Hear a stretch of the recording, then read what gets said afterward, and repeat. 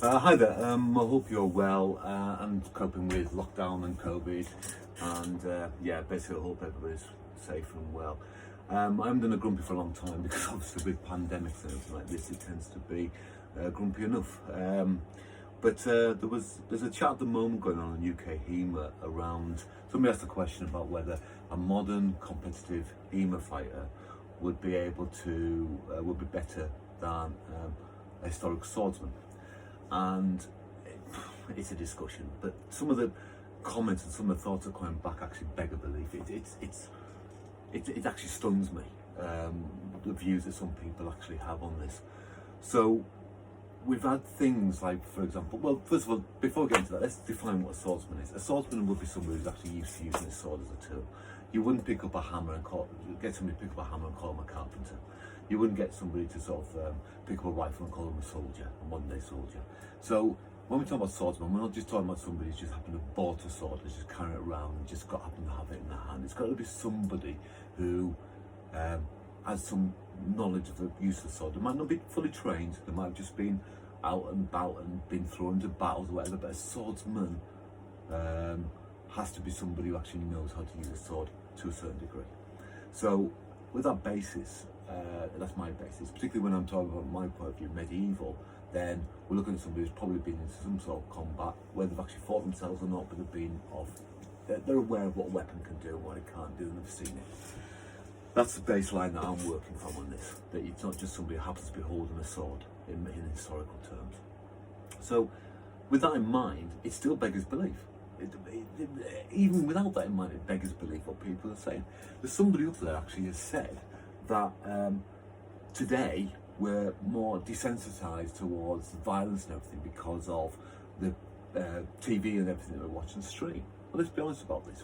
There's a lot of very dodgy documentaries out there, and particularly on YouTube, there's a lot of very dodgy images go on, and there's a lot of programs, obviously, that desensitize, in quotes, our attitude towards death, killing and warfare and injury. But that is no substitution for the real world. If that was true, then a modern day person would be able to go off to war and not have the same negative effects that, say, somebody in the Second World War did. And to try and even state that is not only a height of naivety, it's a height of arrogance. We wouldn't have all this PTSD because we all know about it. It's just beggars actually belief that somebody would think that seeing stuff on TV is the same as experiencing it in real life. And yeah, sorry, it's just quite frustrating. But the other thing as well is that you've got to remember that in today's society, we're, even in the rough areas or rough parts of societies today in the modern world, and difficult parts, we're boxed in. We're boxed in. Society does actually protect us to a large degree. You can't just go out and murder people these days. There is consequences. 9 times out of 10 in most countries, there's consequences. You can't just do this. You have social norms that you live to. You know it's wrong. Even if you go out and do something wrong, you know it's wrong, and you then try and avoid the consequences from it, the law. In medieval times, for example, these were not the same sort of norms. Domestic violence, yes, you might get a family coming after you, but domestic violence, for example, was not an issue like it is today. Today, quite rightly so, it's something that should not happen, and the full force of law will chase you down. Society will chase you down. In those days, it wasn't. There was actually a papal bull whereby, one of the things that made me laugh was there's a papal bull I read about once in a book I've got, where at one stage women were defined as being the equivalent of furniture. And this was to stop them having any sort of legal rights. So they actually classed as being furniture. But then they actually quickly reversed that bull, because when women started to murder or hurt their husbands, they couldn't be taken to court or prosecuted in the equivalent, because obviously furniture can't kill people. So it just shows the different mentality they had in those days, entirely. And this applies to war and fighting as well. If you're brought up having to say, be aware of what's on the street, be aware of what's going on around you, maybe potentially got domestic violence at home as we define it these days. It might be the norm in those days. I'm not talking maybe the extreme, just the fact that, hitting people. Your father hitting you as a son, your father hitting you as a daughter, and maybe beating you within an inch of your life. Even things that have just been changed in the last 50 years in our own society. we're going back 600 years. The normality is different. You didn't get your food come in nice little packets of meat that was, just presented to you in a supermarket. People actually had to prepare this. Meat was maybe rotten. Blood was around the place. Smells, everything around it. Just means that psychologically you're not prepared for what these people are actually facing on a day-to-day basis. And rightly so, that's the way we are today.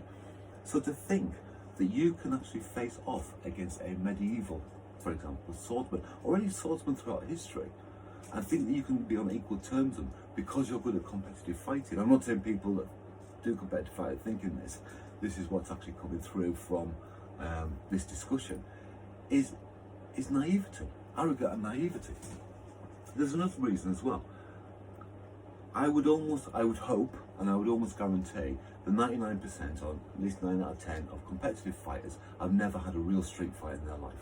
They've never actually gone out and actually had a genuine, proper brawl-up street fight. I'm not talking about a one-to-one fight at the back of the school, behind where the schools, where the bikes are, or the sheds at school, and it's all split up by the crowd or the principal or whatever comes in and splits it up. I'm talking about a real, genuine street fight, a proper brawl.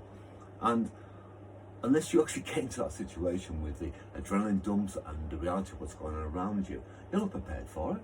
It doesn't matter how much training you do, you're not prepared for it. There's a lot in martially about, for example, being punched in the face. If you've never been punched in the face, the first time it happens, your brain doesn't know how to react to it. Your brain actually semi-closes down. If you get punched in the face or hit a lot, then slowly your brain will adjust to it. It understands what's going on, and it doesn't necessarily have to be a punch. That could be just somebody coming in with say a quarterstaff, stopping it. That initial time you get hit properly with a quarterstaff and you block it is actually quite a stun. The second time it isn't, the third time, and so on. So to think that being in a competitive fight, modern day competitive fight, would actually prepare you for the reality of a fight then is wrong. Don't get me wrong. I'm not saying this isn't worth doing. Competitive fighters are good athletes, they're good techniques, they're good moves, they train an awful lot. But that's only part of the story. You can't just simply take somebody from that and make them into reality. There's a lot more around it, and that is one element, an important element, but one element only. The other thing that's a factor as well, of course, is the equipment. And if you're a competitive fighter or you do sparring, and hope to God you wear all the necessary protective equipment, go back, video it, go back and watch it, and then ask yourself, if you were fighting and you didn't have the helmet on, you didn't have the protective gloves on, maybe didn't have as much protection on the body, and you were using sharp weapons, would you have fought in the same way? Would you have approached it in the same way and actually fought in the same way? And if the answer is no, then you're not fighting realistically. You're fighting competitively, you're learning, you're developing your skills, but you're not fighting realistically. You could not take that style of fight to an historical swordsman and hope to win. If the answer is yes, then great, good, brilliant, fine for you. As long as you're not deluding yourself, and that's you approach a fight as if it's a real fight, brilliant. That's good. You've got a chance going backwards. So the other element as well is that a real fight, is not clean. Today's fighting, we're always clean. It's got a start, it's got an end, it's got a middle, bang, bang, bang, stop, bang, bang, bang, stop. A real fight wouldn't be.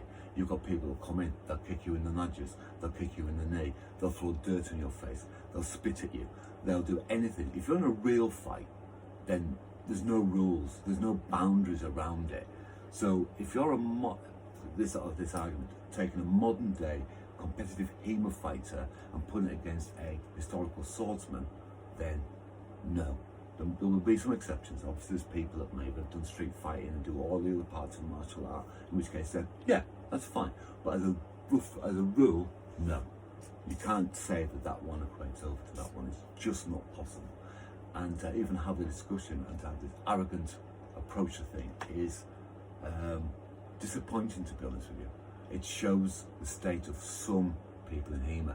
One thing that's interesting is that the number of people I know, not necessarily in my circles, but that are, for want of a better word, bigger HEMA names, that are not commenting on it. So I don't know who the commented from. There might be more, people who just haven't learned enough about how fighting actually works in reality.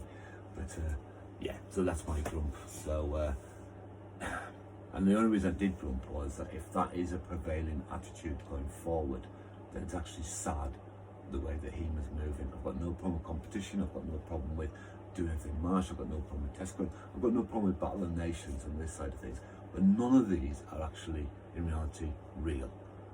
They might help prepare you for it, but until you do it, it's not real. And the last thing I would say as well, if you took, let's say for example, a farmer's son, send them medieval, somebody's worked the fields, done whatever, done manual labour, stick a sword in their hand and put them against a modern HEMA fighter, I would probably say the medieval guy would win, just because of the sheer lack of control and brutality of it. They might die in the process, but they're not going to stop. You hit somebody, you hurt them, even if you thrust them through the shoulder and on the other side, they're not going to stop. They're going to keep going, because that's all they know. It's survival instinct. And these people worked and lived to survive much more than we do today. There's no social care, there's no support networks, it don't exist. You survive on your own. Anyhow, rant over. Thank you very much.